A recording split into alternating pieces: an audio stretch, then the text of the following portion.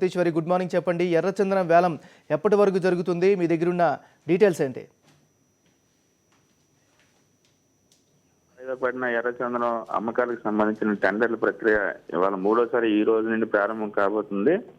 మొత్తం ఆంధ్రప్రదేశ్ ప్రభుత్వం ఆధీనంలో సుమారుగా 12,000 వరకు ఎర్రచందనం 12,000 మెట్రిక్ టన్నుల ఎర్రచందనం దొంగలు ఉండేటప్పుడు కూడా కేంద్ర ప్రభుత్వం తొలి విడతలో 8,500 మెట్రిక్ టన్నుల ఎర్రచందనం అమ్మకానికి అనుమతి ఇచ్చింది. అందులో మొదటి ఫేజ్ లో 4,162 మెట్రిక్ టన్నుల ఎర్రచందనాన్ని అమ్మకాలకి స్వీకారం చుట్టింది. ఇప్పటికే 2 సార్లు దీనికి సంబంధించిన నోటిఫికేషన్ వచ్చినప్పటికీ కూడా కొంతమంది గ్రీన్ ట్రిబ్యునల్ లో కేసు వేసి ఎర్రచందన అమ్మకాలు చేపట్టడానికి వీలు లేదని ఒక జడ్జిమెంట్ తీసుకురావడంలో వాయిదా పడింది. ఇది మళ్ళీ కేంద్ర ప్రభుత్వానికి రాష్ట్ర ప్రభుత్వం వెళ్లి ఆ అనుమతులన్నింటినీ కూడా మళ్ళీ సాధించుకుంది. ఇప్పుడు మొత్తం వచ్చే ఏడాది ఏప్రిల్ లోపు ఎర్రచందన అమ్మకాలు చేపట్టుకోవచ్చని ఆంధ్రప్రదేశ్ ప్రభుత్వానికి అనుమతి ఇచ్చింది. ఈ నేపథ్యంలో ఇవాళ నుండి వారం రోజుల పాటు మొత్తం టెండర్లు స్వీకరిస్తారు. ఈ బిడ్డింగ్ ఈ టెండర్ ద్వారా గ్లోబల్ టెండర్లు పిలిచింది. అంటే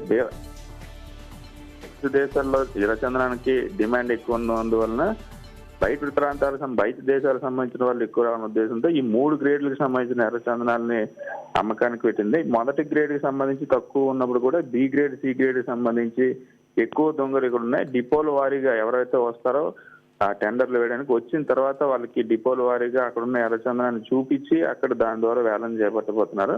అయితే ఇప్పుడు కూడా ఒక అనుమానం ఉంది అధికారుల్లో. 3 రోజుల కిందట ఒక కేసు హైకోర్టులో ఫైల్ అయింది. ప్రశాంత్ భూషణ్ అనే వ్యక్తి సుప్రీంకోర్టులో కేసు వేశారు. దాంట్లో ఇంకా ఉత్కంఠ నెలకొన్నప్పుడు కూడా ఎట్టకేలకు ఎర్రచందనం సంబంధించిన టెండర్ల ప్రక్రియ ప్రారంభం అవడం రాష్ట్ర ప్రభుత్వానికి ప్రధానంగా ఆదాయ వనరుగా భావిస్తున్నందువల్ల ఇది కాస్త ఆశాజనకంగా ఉండే అవకాశం ఉంది.